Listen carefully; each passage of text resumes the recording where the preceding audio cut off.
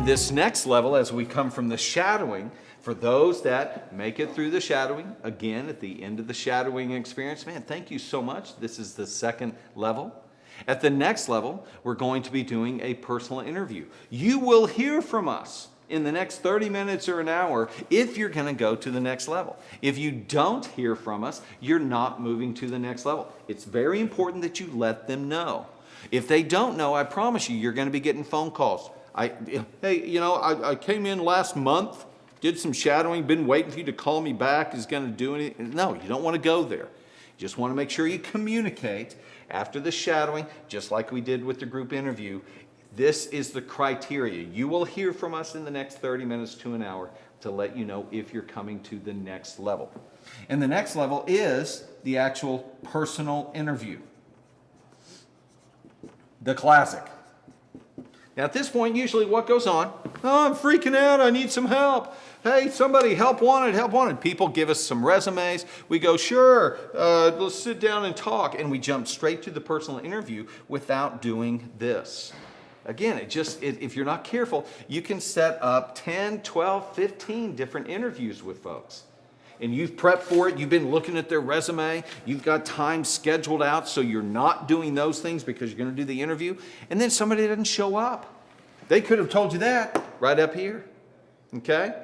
And then somebody shows up and they walk in and you go, and just immediately you go, oh no, there's no way I'm going to hire this person. You can't do the big tattoo, you can't do the neck, you can't do the thing. It's just, this isn't going to work. You could have taken care of that all the way up here.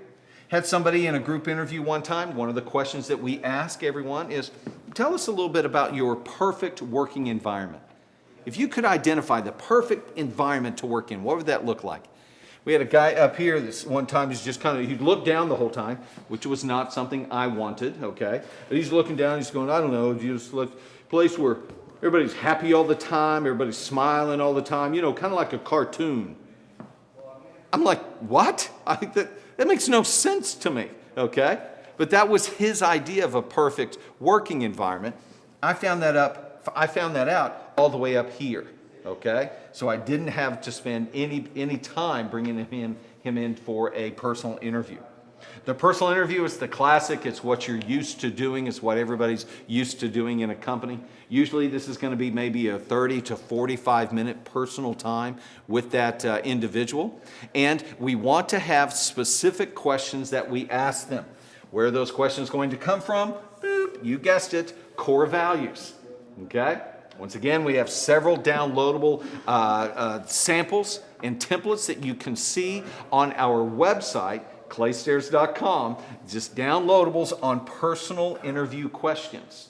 We want to talk, we want to use the filter of your core values, because remember, we're looking for fit. We want to make sure these are the right people, okay? The right people are the ones that are going to fit in your organization.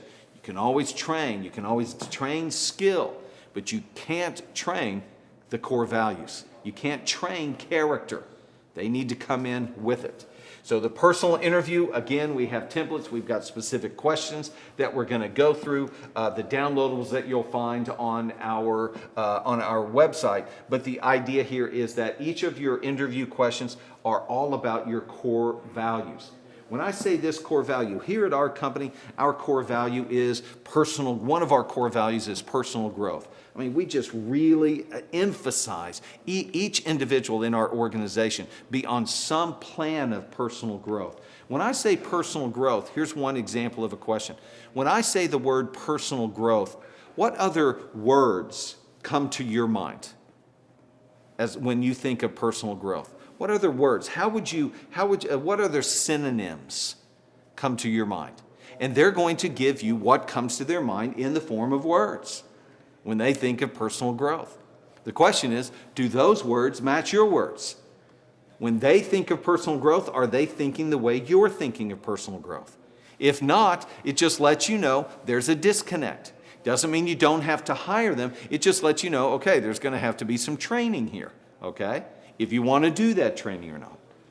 After that, I usually follow up with, okay, personal growth. Give me, based on your definition of those words, when you came up with, when you were thinking of personal growth, what pictures come to mind?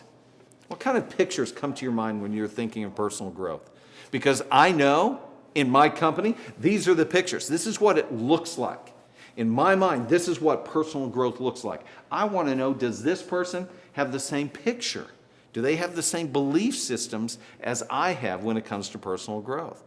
Maybe they do, maybe they don't. But it just lets me know how well they're going to fit into my company. Again, we have, I think, 7 different questions for each of your core values that we want to share with you. So be sure to go and get those downloadables. So this is our personal interview. And usually by this point, if they are making it in the personal interview, if this thing goes pretty well, then they're pretty much in, okay? But we do have one final step that we have here, which is a background check, as well as checking their references. Okay? Oh yeah, you got to check the references. Have you ever been in that spot where you just didn't have time to check the references, so you just bring somebody in, and then all of a sudden you find out, oh my gosh, these people are never going to work. If you'd have checked the references, you may have found out that, yeah, this person isn't going to work. They'll come off really good, but they won't do the job that you're asking them to do. So what we want to do here is be sure to check the references. Background checks, obviously, if you are hiring younger workers, anybody under 21, you're probably not going to have much of a background, okay? They're not going to be showing up on anybody's radar at this point. So you're primarily going with the references. I'm a huge fan of probably 3 different references. What we do when we ask for references is we have specific scripts. We ask specific questions. Yes, those questions are on downloadables. What do you know? We have there on the website for you to take a look at, again, to help you with specific scripting.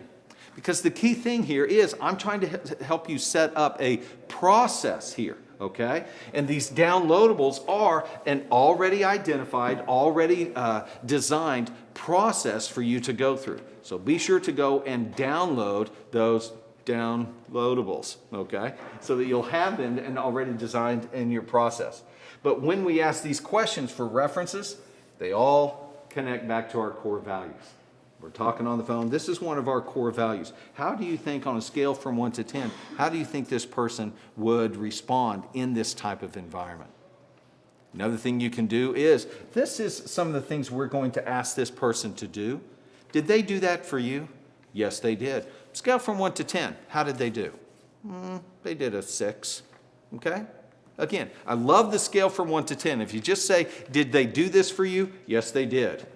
You don't really know how well they did it. You don't know how good they were at it. So what we want to do is scale from 1 to 10 when we are asking people and talking about the references.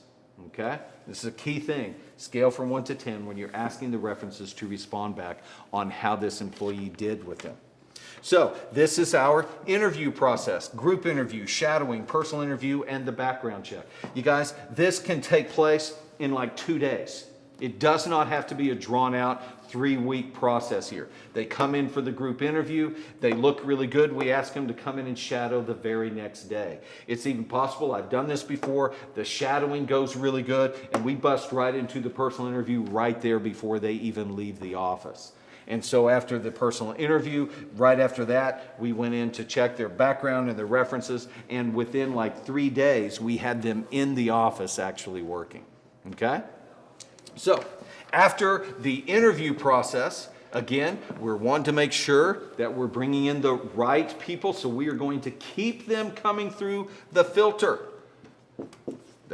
of our core values. So number 4, we're going to hire them, all right?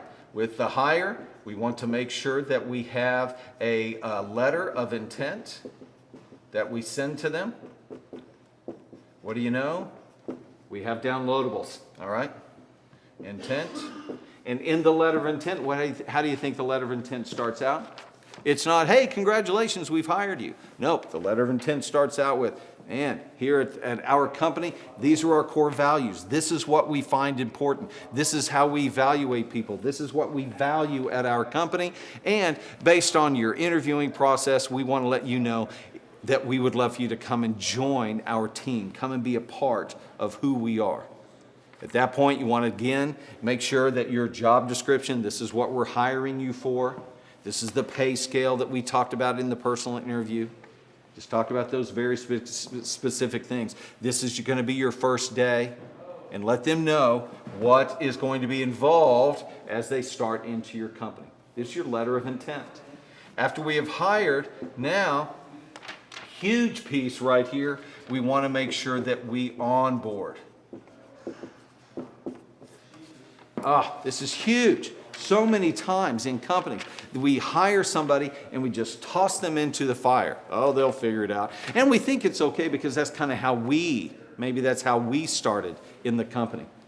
But unfortunately, if we don't onboard people correctly, then even though they started out as the right person, if we don't onboard them well, then what will happen is we can actually poison them and actually turn them against us. So we want to make sure that we have a onboarding process in place to bring these wonderful people, these people that are the right people, to bring them into our company. So, yes, we have downloads for this, all right, but we want to have something prepared in our process for pre-day one, that they are going to receive something for us even before they show up. I usually include a nice little video from the CEO that's saying, hey, it's wonderful for here. I heard that you have been hired. You might be the CEO. You may have already done all the interview with the person. But still, I like to send them a short video to say, man, I'm looking forward to you being here tomorrow. It's going to be really nice having you, excited about you being here, blah, blah, blah. Okay, just a short little 30-second, 45-second video of saying hello to them, welcoming them into the company. Also, with the pre-day one, this is a great email to send out where you can give them a picture of here's where you're going to park, here's how you want to dress, here's what you're going to do when you get here, here's the schedule for tomorrow. Again, all of these things are on the downloadables on our website. But we want to have something pre-day one because you've been there before where you've got the new job and you're all nervous and you're excited, but you're, oh my gosh, what's it going to be like? There's so many questions. Where am I supposed to park? Am I wearing the right thing? Who am I supposed to look at? I've never been here before. I don't know who the people are. You can take a lot of that pressure off of these new employees simply by doing a short email to them pre-day one to let them know what to expect as they come in on day one. And then obviously we have the day one experience. I'm a huge day one experience. Usually what we do here is we make it a short day for them. Day one, I want to make sure we knock that thing out of the park. So it's usually a short day. We have it scheduled. Yes, we have templates for this. It's all part of our onboarding downloadables. Day one, and then I have the first week. We need to have this scripted out the first week of what that person's going to do. Also, the second week. And then we go all the way out to first 90 days. We have this thing scripted out because we want to make sure that we find the right people, and then when we bring them in, that we bring those people through our filter. I'm also a big part of, I like to have off-ramps, pre-designed off-ramps. If the person doesn't work out, all right? I want to be able to have an off-ramp day one, an off-ramp day two, first week, second week, where it's really easy to just off-ramp them, to just bring them right out of our company. As opposed to, well, we'll just wait a little bit longer. They just need more time. I know they've been late, but let's give them another chance. Let's do this. I'm not a fan of that at all, okay? We off-ramp really quickly. There's no need for me to continue to pay a poor employee. They need to be able to do it right up front and move down. This is part of the pace of success. I need them to be able to hit the ground running. So, which is a great question to ask when you're doing your background checks. We need this person to hit the ground running. How do you feel like they'll be able to do? Scale from 1 to 10 in our company. And then finally, after the onboarding, now we move into our training. And a key thing here on the training is training has to be ongoing. It can't be just this thing of we're going to give them the first day or something like that. They're going to do some training over there with Susie, all right, and they're going to be set. We're just going to give them a one video thing, and they're going to kind of launch them off. But it's got to be an ongoing training. Another thing is that your training has to be mandatory. It can't be just if you get around to it. It's got to be a mandatory.